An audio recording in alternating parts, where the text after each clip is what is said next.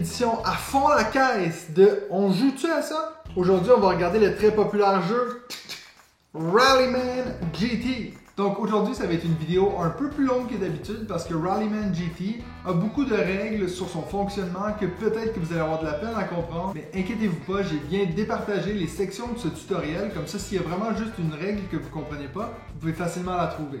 Donc comme d'habitude, je vais vous montrer la mise en place de Rallyman GT. Ensuite, je vais vous montrer comment jouer au jeu et on va finir en répondant à la question « On joue-tu à ça Rallyman GT? » Let's go! Pour la mise en place de Rallyman GT, ce qui est génial, c'est qu'en fait, vous pouvez faire la piste comme vous voulez. Dépendamment du nombre de joueurs, dépendamment de combien de temps vous voulez jouer, peut-être que vous allez faire une plus longue piste. Il y a assez de tuiles dans le jeu que vous pouvez vous amuser. En plus, ce sont des deux côtés. Puis si vous voulez pas vous casser la tête, ben dans le livre des règles, il y a des modèles de circuits que vous pouvez choisir. Donc pour des raisons de cadrage, j'ai fait une vraiment petite piste, mais ça suffit pour vous montrer comment jouer. Puis je vais mettre en place une partie pour 4 joueurs. Assurez-vous, si vous faites votre propre piste, d'avoir au moins la piste de départ et le box attaché au circuit à quelque part. Ensuite, on va donner à chaque joueur la voiture avec le petit jeton, un aide de jeu et un tableau de bord. Je vous dirais pour votre première course de faire le pneu asphalte, qui est le plus petit des deux, et le mettre du côté soleil et non du côté pluie. Et pour finir, vous donnez tous les marqueurs de vitesse à chaque joueur qui peuvent placer comme ils veulent. Une fois que ça c'est fait, que tous les joueurs ont choisi leur couleur et leur voiture, on va prendre tous les jetons dégâts et les mettre dans le sac qui vient avec le jeu. On va garder ça à côté de la piste. On va faire la même chose avec les jetons focus qu'on va garder à côté de la piste. Et on va s'assurer que le marqueur est du côté blanc et non du côté noir. Et la dernière chose qu'il nous reste à faire, c'est de placer les voitures sur la piste. L'ordre des joueurs est tiré au hasard, donc vous pouvez prendre un marqueur de vitesse pour chaque joueur, les mélanger et puis les sortir dans cet ordre-là. Donc ça veut dire que dans ce cas-ci, le orange serait le premier joueur, ensuite rouge, jaune et puis vert. Remarquez que j'ai placé le orange ici et non là, parce que pour être le premier joueur, si on est sur la même ligne, c'est celui qui est plus à l'intérieur du prochain virage. Dans ce cas-ci, à égalité, c'est le orange qui commencerait. Et la dernière chose que vous allez faire, c'est de prendre vos marqueurs de vitesse 0 et les placer à côté de votre voiture. Assurez-vous qu'ils soient du même côté que le marqueur de manche. Donc pas noir, mais bien blanc. Et voilà, comme ça, vous serez prêt pour votre première partie de Rallyman GT!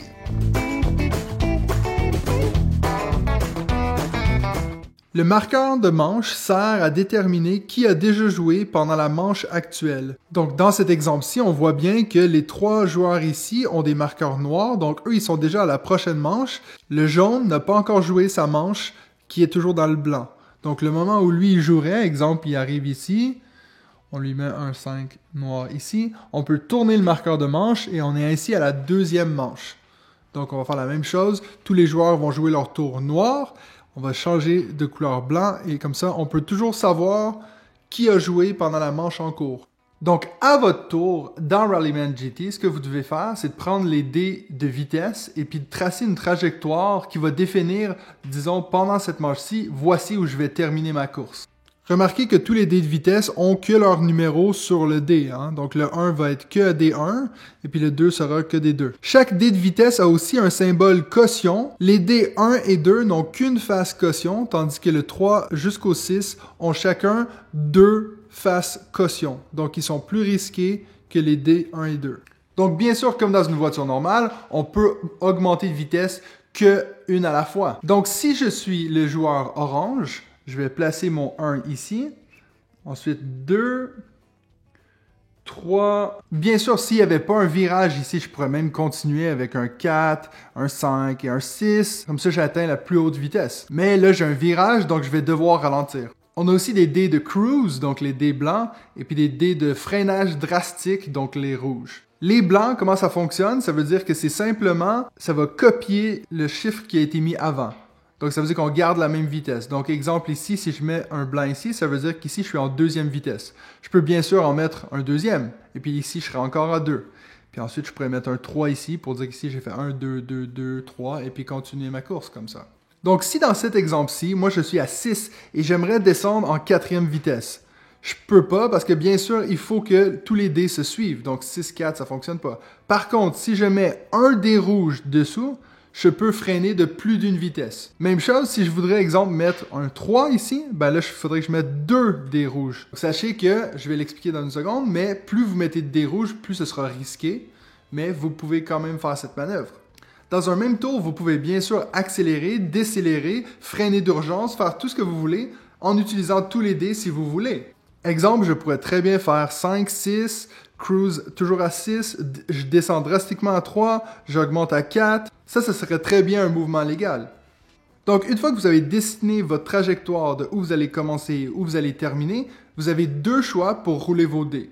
Une fois que vous avez défini votre trajectoire du début à la fin, vous pouvez prendre le marqueur de vitesse qui correspond à la fin de votre course et le mettre du côté opposé de la manche qui vient d'être jouée. Donc, si vous avez joué sur le tour blanc ici, donc le prochain tour sera noir, donc vous mettez le noir 3 ici.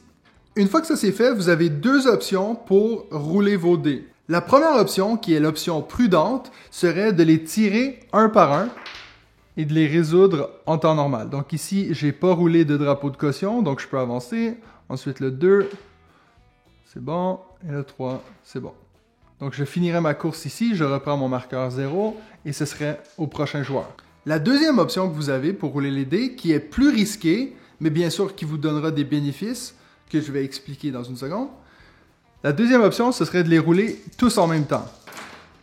Donc, je les roule tous en même temps et je résous les actions ici. Et dans ce cas-ci, je n'ai qu'un drapeau de caution, donc je peux avancer jusqu'à la ligne 3. Comme je vous ai dit, cette option-ci est plus risquée, mais elle vous donne des récompenses. Donc, le fait que je les ai roulés tous en même temps va me donner des jetons focus. Donc, je vais prendre un jeton par dé que j'ai roulé. Si j'avais aussi roulé un dé blanc, je prendrais un 4e jeton focus. Par contre, les dés rouges, on ne va pas les compter dans les jetons focus. Donc dans ce cas-ci, je prendrais quand même que 4 jetons. Donc comme vous avez pu voir sur le précédent lancé, j'avais un drapeau de caution comme ceci. Qu'est-ce qu'ils veulent dire ces drapeaux-là? Il faut alors se référer sur votre tableau de bord. Donc ce que ça veut dire, c'est que si vous roulez dans le même tour 3 cautions, vous faites une perte de contrôle. Donc, dans l'exemple précédent, si j'avais pris mes dés 1, 2, 3, je les avais roulés, et puis que j'aurais tombé sur 3 cautions, je serais alors en perte de contrôle. Je vais vous expliquer les effets d'une perte de contrôle dans un instant. Donc, si je reprends le même exemple, et que je les roule avec l'option prudente, je peux alors m'arrêter. Si, exemple, le premier, je roule déjà une caution, je passe au deuxième. Le deuxième, j'ai une caution encore. Je peux choisir de m'arrêter là et de ne pas risquer d'avoir une troisième caution. Je pourrais très bien faire comme ceci, mettre mon 2 à la place du 3 et puis reprendre le D3. Et puis ainsi, j'éviterais de faire une perte de contrôle. Donc, vous voyez comment l'option prudente vous donne beaucoup plus de contrôle sur ce que vous faites. Mais par contre, vous aurez 0 récompense. Vous n'obtenez pas de jetons focus pour tirer les dés de la façon prudente. Une chose importante à savoir par rapport au déplacement dans Rallyman GT, c'est que d'une manche à l'autre, par exemple ici j'avais terminé à une vitesse de 3, je peux bien sûr repartir à une vitesse de 3, ou même de 4, ou même de 2, tant que je suis à 1 de différence avec le 3. Ou même je pourrais potentiellement freiner drastiquement à 1 si je le voulais. On peut faire sa piste devant nous ou verticalement, mais on ne peut pas se déplacer latéralement. Donc, exemple, dans ce scénario-ci, si c'était au orange de jouer, il ne pourrait pas se déplacer latéralement pour pouvoir accéder à la piste qui est ici. Dans ce cas-ci, le orange serait bloqué et devrait passer son tour. Ce qui est aussi important de savoir pour les déplacements, c'est qu'on ne peut pas dépasser une voiture avec une vitesse inférieure. Donc, exemple, si moi je suis le orange et que le vert est en avant de moi avec un 5, je pourrais pas venir mettre 3 parce que je suis inférieur. Donc, ça veut dire que dans ce cas-ci, je serais bloqué par la voiture qui va beaucoup trop vite comparé à moi. Par contre, si j'étais en 4e vitesse, je pourrais bien sûr mettre un 5, comme ça je serais au moins égal à la vitesse du jaune. Ce qui est très dynamique dans Rallyman GT, c'est qu'à chaque manche, il va y avoir une différente personne qui va commencer et puis l'ordre des joueurs va être différent à chaque tour. Il y a 3 critères à respecter quand on détermine l'ordre des joueurs. Le premier, c'est la vitesse. Donc le joueur qui a le marqueur de vitesse le plus élevé va certainement commencer le prochain tour. Donc, dans cet exemple-ci, même si le vert est derrière tout le monde, il va quand même être le premier joueur parce que c'est lui qui a la vitesse la plus élevée. Donc le vert serait le premier joueur. Le deuxième joueur, ce serait un peu plus compliqué parce que là, on a 3 joueurs qui vont à la même vitesse. Donc si on a des vitesses qui sont égales, on passe au deuxième critère qui est la distance sur la piste. Donc vu que le jaune est plus avancé par rapport aux autres, il serait le deuxième joueur. Maintenant, pour déterminer le troisième joueur, c'est plus difficile parce que le rouge et le orange vont à la même vitesse et sont sur la même distance sur la piste. Donc on va passer au troisième critère qui est le positionnement par rapport à la courbe. Donc, vu que le orange est à l'intérieur de la courbe, il serait donc avant le rouge. Bien sûr, si les voitures n'étaient pas sur une courbe, on regarderait alors qui serait à l'intérieur de la prochaine courbe. Donc, ça veut dire que dans ce cas-ci, ce serait donc le rouge qui est plus près de l'intérieur de la prochaine courbe. Donc, ça veut dire que notre ordre de joueurs serait vert, jaune, orange, rouge. Donc, dans cet exemple-ci, si à la fin du tour, le rouge qui joue en dernier a le marqueur de vitesse le plus élevé, il va jouer en fait 2 fois de suite parce qu'il va finir la manche noire et va commencer la manche blanche. Donc, on va parler maintenant d'un élément très important quand on course, c'est les virages et puis comment bien prendre un virage. Comme vous pouvez voir, ce virage a un numéro avec un cercle autour. Donc, ça veut dire qu'on ne peut pas être dans cette voie à une vitesse supérieure à 1. Donc, si j'étais le joueur jaune, je pourrais mettre un 1 ici et sortir en deuxième. C'est correct. Par contre, si j'étais le joueur rouge, je ne pourrais pas faire 1, 2 parce que 2 plus élevé que 1, ça me ferait immédiatement faire une perte de contrôle. Et comme vous pouvez voir, des fois, il y a des voies qui ont des petites lignes pointillées avec des points d'exclamation. Donc, dans ce cas-ci, ça veut dire que n'importe quel joueur qui placerait, par exemple, qui passerait de cette voie-ci et traverserait la voie ici pour venir dans celle-ci, aurait un drapeau de caution ajouté à ses dés. Donc, ce serait encore pire s'il sortait de l'autre côté comme ça. Dans cet exemple-ci, le joueur ajouterait 2 cautions à son roulé, ce qui serait extrêmement dangereux. Bien sûr, ça peut sembler idiot de passer par là quand c'est dangereux, alors qu'on pourrait faire comme ça, et puis on serait correct. Mais plus vous êtes de voiture dans une courbe, plus vous serez peut-être forcé à prendre cette voie parce que la voie sera peut-être bloquée ici et donc le seul choix sera de passer par là. Donc très important de regarder où vous entrez et où vous sortez d'une courbe. Vous allez voir qu'il y a plein de sortes de courbes différentes, mais par exemple, il y a aussi celle-ci que je peux vous montrer où il y a des voies qui ont un chiffre à l'intérieur et un au milieu. Donc, on pourrait bien sûr faire 4, 4, 4 comme ça, en évitant les 2 sections où on doit être en 3e vitesse. Si vous voyez un chiffre avec un triangle et un point d'exclamation, ça veut dire que vous pouvez bien sûr passer ici en 4, par contre, vous allez ajouter une caution à votre roulé de dés. Évidemment, vous pouvez passer à une vitesse inférieure sans subir de conséquences. Donc maintenant, parlons de perte de contrôle. Il y a 2 scénarios où vous pouvez faire des pertes de contrôle, une lors d'un lancer prudent et une lors de votre lancer plus risqué. Faisons d'abord l'exemple prudente. Je vais rouler les dés 1 à 1. Donc là, 5, c'est bon. 4, disons que je roule un point d'exclamation. C'est risqué, mais je vais continuer. 1, et puis voilà, le deuxième, je suis un peu dans la chenoute. Donc mon prochain point d'exclamation me donnerait une perte de contrôle. Je peux bien sûr décider d'arrêter là, et puis de mettre mon marqueur de vitesse à 3 ici, au lieu du 2 que je pensais être là-bas, et finir mon tour comme ça pour pas prendre de risque. Mais je suis quelqu'un de très cinglé, je vais prendre le risque, donc je vais rouler les 2. Et puis vous voyez, perte de contrôle, je suis à mon 3e. Donc ce qui va arriver, c'est que je vais me mettre ici parce que c'est l'endroit où j'ai tiré mon 3e caution et je vais me référer à la grille qui est ici. Donc, en quelle vitesse j'étais alors que j'ai eu ma perte de contrôle? J'étais en première vitesse. Comme vous pouvez voir, je vais simplement me mettre à 0. Dans ce cas-ci, je ne vais pas faire une sortie de piste, mais c'est qu'une perte de contrôle. Donc, je vais retourner ma voiture dans le faux sens et je vais mettre le marqueur 0 pour la prochaine manche. Donc, je vais devoir repartir en première vitesse ensuite. Aussi, lors d'une perte de contrôle, il faut regarder quelle était la couleur du drapeau de la piste sur laquelle on a eu un accident. Donc, si vous regardez sur la piste, il y avait des drapeaux jaunes à chaque extrémité. Si on regarde sur le jaune, il ne se passe rien. Donc, c'est sûr que si vous êtes sur une piste avec un drapeau rouge, il y aura plus de conséquences que d'être sur une piste avec un drapeau jaune. Donc, deuxième exemple d'une perte de contrôle. Disons que je les ai placés comme ça, mes dés. Donc, 4, 4, 5. Ensuite, je vais freiner à 2, 1, et puis je continue. Puis moi, je vais décider de tous les rouler d'un coup parce que j'ai vraiment besoin de me prendre des jetons focus. Donc, je veux risquer. Donc, je vais prendre tous mes dés, les rouler. Et donc, vous voyez, j'ai fait une perte de contrôle directement comme ça. Donc je peux quand même prendre tous mes dés et les placer sur la piste pour voir à quel moment j'arrive à mon troisième caution, et puis c'est à ce moment-là que j'aurai ma perte de contrôle. Donc pour l'exemple, je vais les remettre où ils étaient. Donc 4, le blanc était là, 5, et puis les autres, ben, ça ne change rien parce qu'en fait j'aurai déjà mes 3 cautions. Donc je vais venir ici à ma troisième caution. Et je vais me référer encore une fois à mon tableau de bord. J'étais en 5e vitesse lors de la perte de contrôle et je suis sur une piste jaune. Donc, je vais d'abord mettre ma voiture en 0-0, ce qui veut dire que je vais la sortir de la piste. Donc, je vais la sortir de la piste et mettre un marqueur 0-0 de la prochaine manche, ici. Et en plus de cela, il y a un petit carré noir, ce qui veut dire que je vais devoir prendre un jeton dégâts dans le sac que je vais ajouter à mon tableau de bord. Donc, vous voyez, dans cet exemple-ci, jusqu'à la fin de la course, je vais pouvoir rouler un dé caution de moins à chaque tour. Donc, ça va me nuire pour toute la partie. Donc, c'est quoi la différence entre 0-0 et 0? Ben, 0-0, ça veut dire que vous allez sauter votre tour. Ça veut dire que tout le monde va jouer, et puis ensuite, quand c'est à vous, vous allez simplement changer ce marqueur pour un marqueur 0, et puis vous replacer sur la piste.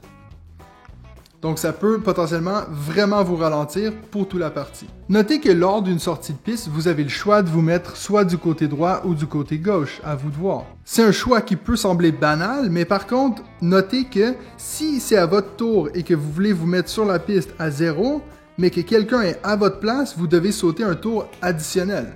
Donc, des fois, c'est potentiellement mieux de se mettre à l'extérieur de la piste où vous avez moins de chances de vous faire bloquer. Il y a 6 différents jetons dégâts que vous pourrez piocher. Donc, les 3 dés de couleur avec les -1 veut simplement dire que si vous prenez un de ces jetons dégâts, vous aurez cette conséquence sur votre lancer de dés. Vous aurez un dé blanc de moins, un dé vitesse de moins ou un dé rouge de moins. Si vous obtenez un drapeau vert, vous êtes chanceux, vous n'avez pas de dégâts ce tour-ci. C'est un peu une chance que vous avez. Si vous obtenez un drapeau jaune, alors vous allez placer ce drapeau jaune-là sur la piste et ça veut dire qu'aucun joueur a le droit de faire des dépassements jusqu'à ce que le joueur qui a pioché le drapeau jaune avance sa voiture. Donc, juste pour l'exemple, pour le drapeau jaune, si j'ai fait une sortie de piste, je me suis mis à 0-0 et j'ai pioché ce drapeau jaune, et puis maintenant j'ai attendu un tour, et là j'embarque sur la piste. Les autres joueurs n'ont pas le droit de faire de dépassement jusqu'à ce que moi j'avance en première vitesse. Donc, exemple, si c'est au rouge de jouer maintenant, et que lui est en deuxième vitesse, lui il décide de faire 3, 4... Alors ça, il n'aurait pas le droit parce qu'il se placerait à côté du orange et puis ça constituerait un dépassement, ce qui n'a pas le droit. Notez qu'on a bien sûr le droit de dépasser une voiture qui est à 0, qui est immobile.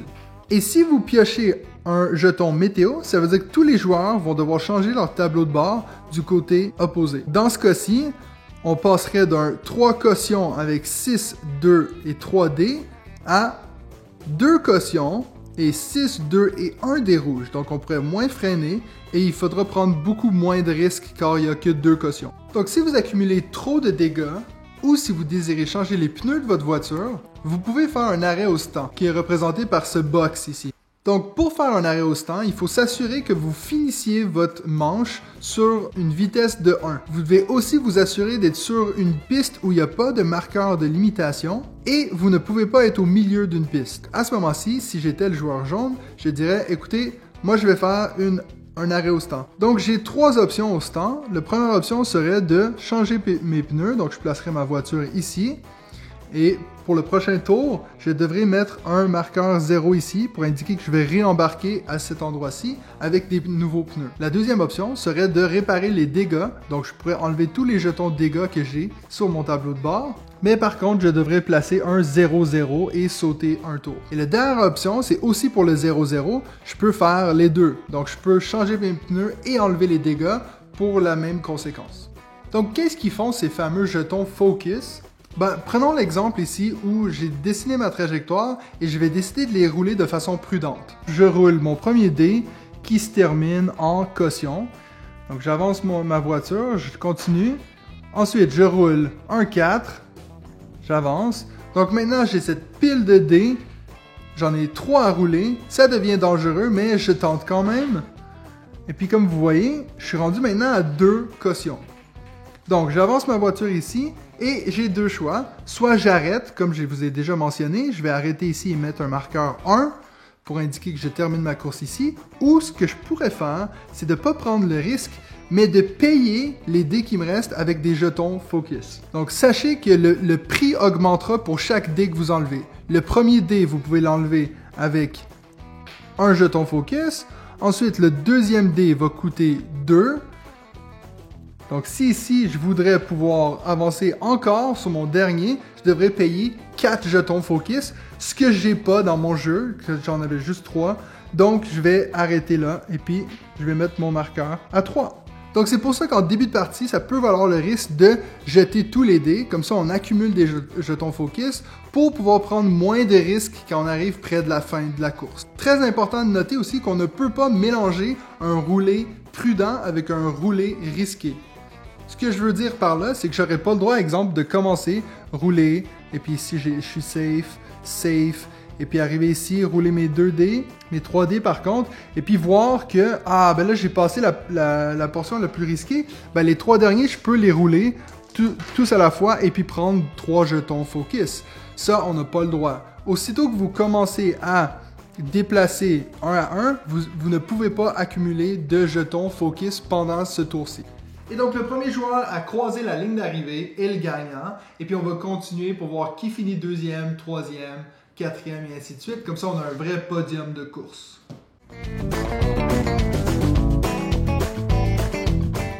Alors, on joue-tu à ça Rallyman GT? Est-ce que c'est un bon jeu?